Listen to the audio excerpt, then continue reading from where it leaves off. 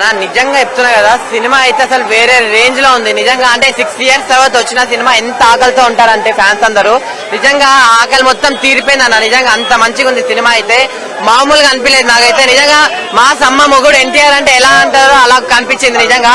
ఆ ఫైటింగ్స్ కూడా వేరే లెవెల్ ఉన్నాయి. ఆ ఫైటింగ్స్ అయితే ఒక్కొక్క ఫైటింగ్స్ ఒక్కొక్క వేరే లెవెల్ అనిపించింది. స్టోరీ కూడా ఒక మంచి స్టోరీ నిజంగా.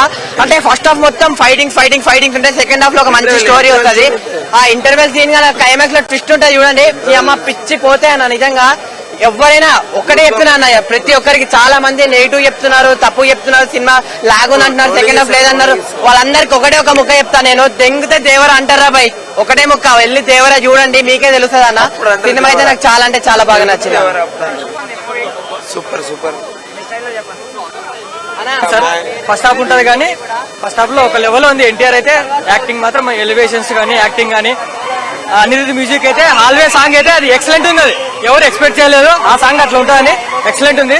సెకండ్ హాఫ్ లో మాత్రం లాస్ట్ వర హైలైట్ తీసిన లాస్ట్ లో మాత్రం సినిమా మాత్రం బ్లాక్ బస్టర్ సార్ కంపల్సరీ.